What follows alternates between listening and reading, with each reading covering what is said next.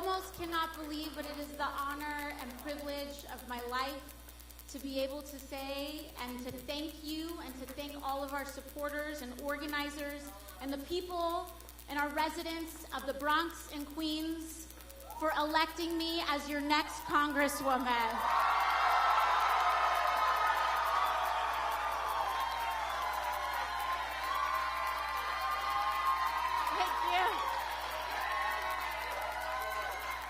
We have made history tonight.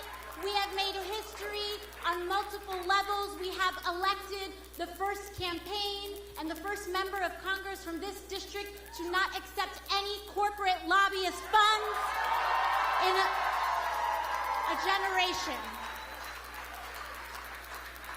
In a district that is 70% people of color, half immigrant, and overwhelmingly working class, we have elected the first person of color to ever represent the people of New York's 14th Congressional District.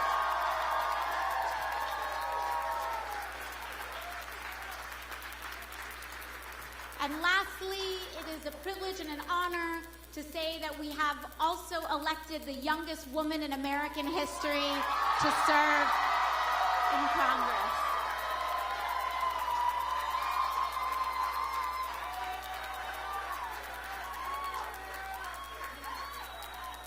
This is what is possible when everyday people come together in the collective realization that all our actions, no matter how small or how large, are powerful, worthwhile, and capable of lasting change.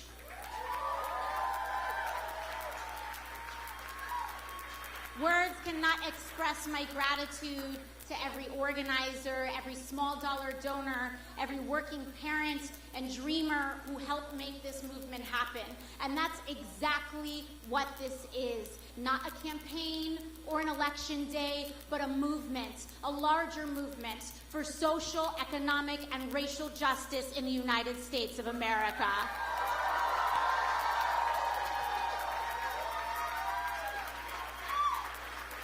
When I started this campaign a year ago, I was working in a restaurant in downtown Manhattan. And it wasn't because, and we didn't launch this campaign because I thought I was special or unique or better than anyone else. We launched this campaign because in the absence of anyone giving a clear voice on the moral issues of our time, then it is up to us to voice them.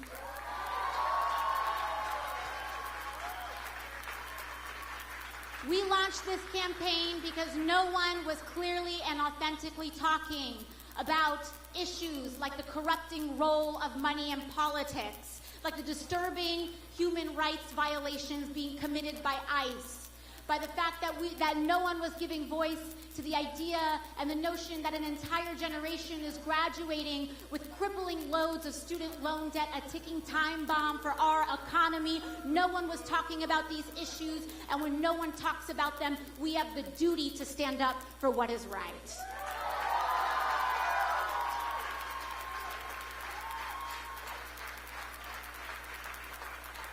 I think about oftentimes that incredible day on June 26th, when despite no attention, despite no media fanfare, despite the fact that no one wanted for us to get the word out on what was going on, we were able to organize everyday people knocking on our neighbor's door, and despite being outspent $4 million, 18 or 13 to 1, despite the fact that we were running against a 10-term incumbent, despite the fact that it was your first time running for office, despite the fact that we didn't have the money, despite the fact that I'm working class, despite all those things, we won.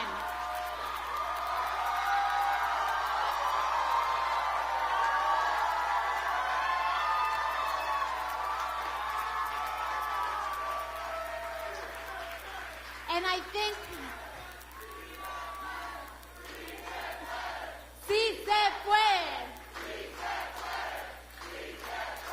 And, gracias. I think about the excitement excitement that was unleashed on that day, not just in our community, not just the sense of hope, not just the sense and realization that we can organize to enact change, not that it just got unleashed here, but it got unleashed across the nation and to our down-ballot candidates this September. I think about that excitement because what was so interesting to me was that it was not a partisan fight that led to that. It was not a partisan victory that led to the unleashing of that excitement. Because I think we all know deep down here and across the country that our deepest challenges are not left and right. They are not red and blue. They are top and bottom. They are right and wrong.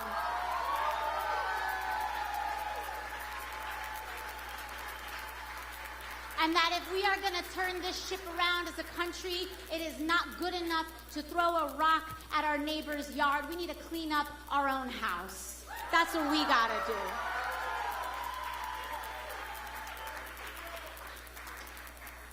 There is nothing inherently noble about protecting a status quo that does not serve the needs of working class Americans. And when we talk about the restless pursuit of a more perfect union, that in and of itself is a baked-in commandment to evolve as a nation, to grow better and to be better. And right now, who we are as a nation is that we have a crooked path, and it is time to make that crooked path straight.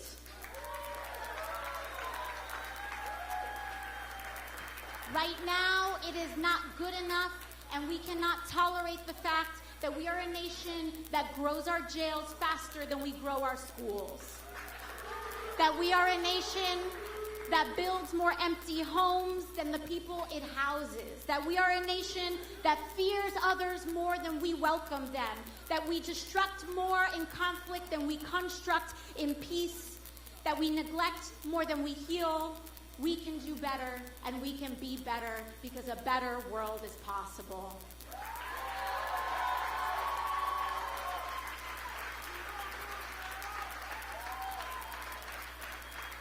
If we continue to believe that we are a threatened, scarce, and limited nation, then that is exactly what we will become. Because right now, in the wealthiest nation in the history of the world, our greatest scarcity is not a lack of resources. Our greatest scarcity is not a lack of resources. Oh, I'm sorry, guys. I was like, whoa. Room turned fast. I'm sorry. And I think this is, but you know what? Thank you. But what we need to do as well is realize that these short-term losses do not mean that we have lost in the long run. Does not. In 2018, we turned the state of Texas purple. That's what we did this year. That's what we did this year. And that is what Better O'Rourke accomplished this year. And that is a great position to be in going into 2020. We are going to flip that state in our generation. I'll tell you that much right now.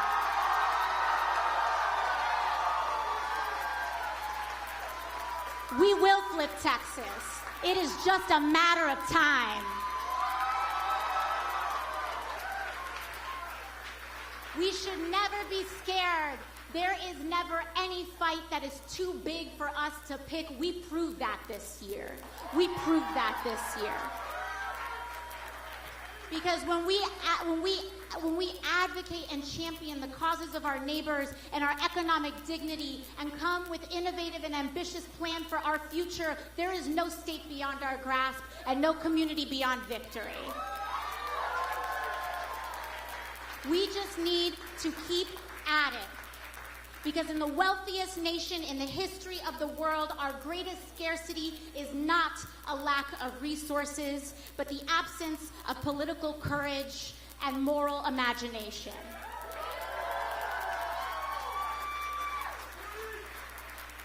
It is a hollow goal to simply be a rich country that seeks to concentrate wealth. We must also be a good nation, too.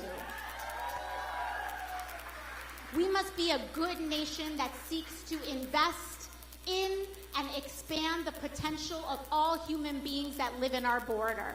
We can be that. We can be that country. And in order for us to do that, what we need to do is it is not enough to reject the notions of this administration. It is not enough to reject that which we disagree with. We must advance our values and create the world that we seek to live in. That is why we say healthcare is a right to all people. That's why we seek and chart our North Star to tuition-free public colleges and universities for all Americans. That is why we say in our lifetime we will dismantle a system of mass incarceration that targets the black and the brown. And that is why we will say unequivocally that an agency that systematically and repeatedly violates human rights cannot be reformed, it must be abolished.